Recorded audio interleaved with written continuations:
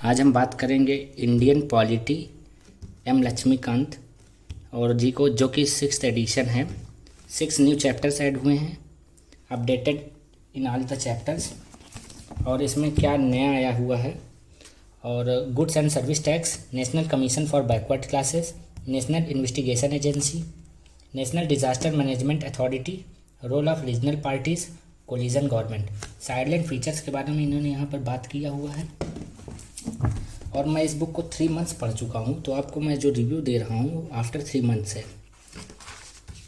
सो यहाँ पे first page पे इन्होंने अपना बताया है कि 6th एडिशन है, अबाउट ऑथर के बारे में बता दिया है।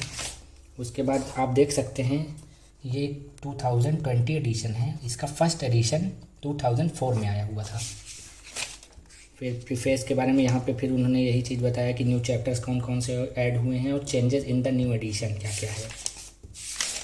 एक्नॉलेजमेंट दिया हुआ है। उसके बाद ये यहाँ पे बताए हैं कि प्रीलिम्स में इनके क्वेश्चन का नंबर ऑफ़ क्वेश्चन कितने आस्क हुए हैं। तो आप देख सकते हैं कि जैसे ईयर 2000 में 12 क्वेश्चन आए थे एम लक्ष्मीकांत बुक से, आपको जो मैं रिव्यू कर रहा हूँ। 2001 में 12 क्वेश्चन, तो नियर अबाउट आप देख सकते हैं इस डेटा से पता चल रहा है कि 12 to 16 क्वेश्चन आ सकते हैं। जैसे कि अभी तक सबसे ज़्यादा क्वेश्चन 2004 में 22 क्वेश्चन आए थे और 2019 में 15 क्वेश्चन थे। अब हम बात करते हैं मेंस के बारे में। तो number of marks allotted in GS2 from this book only 130 इन 2000, 100 इन 2001 और 2019 में 125। तो हम एक ऑन एन एवरेज लगा सकते हैं कि 120 मार्क्स इस बुक से आते हैं। अबाउट सिविल सर्विसेज, यहाँ पे इन्होंने बताया है कि प्रीलिम्स होता है, stages of exam, mains exam होता है, जो कि पेपर ए, पेपर बी जो क्वालिफाइंग नेचर का होता है, और ऐसे है, फिर GS1, GS2 है, GS3 है, GS4 है, ऑप्शनल के 2 पेपर हैं, पर्सनालिटी टेस्ट है। तो 2025 मार्क्स का ऑप्शनल पेपर्स के बारे में बता दिया कि कौन कौन से ऑप्शनल पेपर्स होते हैं। और कंटेंट के बारे में अब हम चलते हैं। तो कंटेंट में इन्होंने बताया है फर्स्ट पार्ट में कॉन्स्टिट्यूशनल फ्रेमवर्क के बारे में, तो यहाँ पे हिस्टोरिकल बैकग्राउंड दिया है। फिर सेकंड चैप्टर में बताया making of constitution, demands for the constitution assembly, composition of constitution assembly. उसके बाद साइलेंट फीचर्स के बारे में बात किया है, कॉन्स्टिट्यूशन के प्रीएम्बल के बारे में बताया हुआ है, यूनियन एंड इट्स टेरिटरीज़ के बारे में बताया हुआ है, सिटीजनशिप के बारे में, इसी तरह सारे में बताया, फंडामेंटल राइट्स, DPSP। अब हम बात कर लेते हैं सिस्टम ऑफ गवर्नमेंट। उसमें जैसे बता दिया पार्लियामेंट सिस्टम क्या होता है, फेडरल क्या होता है, सेंटर स्टेट का रिलेशन क्या होते हैं, और इंटर स्टेट रिलेशन मतलब 2 स्टेटों के आपस में क्या रिलेशन होते हैं। अब सेंट्रल गवर्नमेंट के बारे में बात करते हैं। तो प्रेसिडेंट का क्या रोल है, ओथ कैसे लेते हैं, प्रेसिडेंट कैसे इलेक्ट होते हैं, vice president same, prime minister कैसे अपॉइंट होते हैं, मतलब उसी तरह सेंट्रल काउंसिल ऑफ मिनिस्टर्स, इसी तरह सब में बात किया हुआ है। अब हम बात करते हैं कि स्टेट गवर्नमेंट में क्या होता है। तो गवर्नर कैसे अपॉइंट किया जाता है, कंडीशन ऑफ गवर्नर्स ऑफिस के बारे में, पावर, फंक्शन। तो उसी तरह इन्होंने सारे स्टेट गवर्नमेंट में क्या क्या होता है और कैसे होता है। अब जैसे लोकल गवर्नमेंट के बारे में बात कर लेते हैं। तो पंचायती राज, इसमें से प्री में बहुत क्वेश्चन आते हैं, डायरेक्टली क्वेश्चन मैंने खुद देखा है। म्यूनसिपालिटीज़ के बारे में बात किया, union territories and special areas के बारे में बात किया है, शेड्यूल ट्राइब्स के बारे में बात किया है, कॉन्स्टिट्यूशनल बॉडीज़ जैसे कि यूनियन पब्लिक सर्विस कमीशन जो हमारा UPSC है, जो कि हमारा एग्ज़ाम कराता है। और ये जो नया चैप्टर ऐड हुआ है मैं उसको हाईलाइट कर लिया हूँ, जो कि 5th एडिशन में नहीं था और 6th एडिशन में ऐड किया गया है। ये भी जैसे कि नया चैप्टर है जो ऐड हुआ है। और नॉन कॉन्स्टिट्यूशनल बॉडीज़ के बारे में बात कर लेते हैं। जैसे कि हम जानते हैं नीति आयोग और national human rights commission, state human right commission, ये आपके चैप्टर्स हैं जो इस बुक में है। National investigation agency, national disaster management authority, ना अदर कॉन्स्टिट्यूशनल डायमेंशंस के बारे में बात कर लेते हैं। इसी तरह सारे चैप्टर्स हैं। ये नया चैप्टर है जो ऐड हुआ है, इस बार मैं हाईलाइट किया हूँ।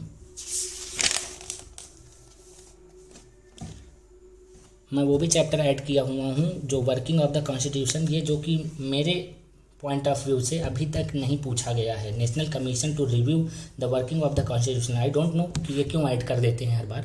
अपेंडिसेस हैं इसमें, अपेंडिसेस आर वेरी इंपॉर्टेंट। अभी मैं आपको ले चलूँगा पीछे, अपेंडिसेस को दिखाऊँगा कि आर्टिकल्स ऑफ द कॉन्स्टिट्यूशन मतलब 1, 2, लिस्ट ऑफ टेबल्स के बारे में बात किया है। टेबल 1.1 इंटरिम गवर्नमेंट 1946, और आप देख सकते हैं यहाँ तक टेबल है।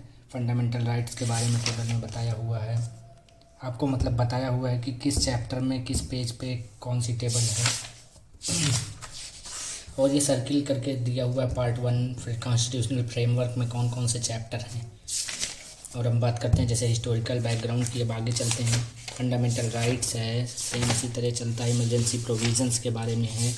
अब जैसे मैं बात कर लूँ प्राइम मिनिस्टर के बारे में, जैसे प्राइम मिनिस्टर है तो अपॉइंटमेंट्स ऑफ प्राइम मिनिस्टर, कि कैसे प्राइम मिनिस्टर अपॉइंट किया जाता है, कौन कौन से आर्टिकल होते हैं। उसके बाद ओथ एंड टर्म्स, सैलरीज़ के बारे में बात किया है। Powers and functions of the prime minister के बारे में बात किया हुआ है। रोल डिस्क्रिप्शन के बारे में बात किया हुआ है। Relationship with the president, prime minister का क्या रिलेशनशिप होता है प्राइम मिनिस्टर से। और chief minister who became prime minister, कौन कौन से चीफ मिनिस्टर प्राइम मिनिस्टर बने हुए हैं। ये देखिए जैसे ये आर्टिकल है, article 74, council of minister to aid and advise president. उसी तरह मतलब मुझे ये चीज़ बहुत अच्छी लगी इस बुक की, कि जो आर्टिकल इस चैप्टर के बिहाफ पे है वो आपको लास्ट में टेबल 19.1 में दिया हुआ है। अब हम बात कर लेते हैं, जैसे आगे चलते हैं। यूनियन पब्लिक सर्विस कमीशन है। हम आपसे बात करना चाहते हैं जिस चीज़ के बारे में, आर्टिकल्स ऑफ द कॉन्स्टिट्यूशन 1 से 95 तक के आर्टिकल इसमें आपको सारे दिए हैं। जैसे कि मैं बात कर लूँ यूनियन एंड इट्स टेरिटरीज़ के बारे में, तो यूनियन एंड इट्स टेरिटरीज़ में आर्टिकल 1 जो आपको बताता है कि name and territory of the union. उसी तरह 2 बताता है एडमिशन और इस्टेब्लिशमेंट ऑफ न्यू स्टेट।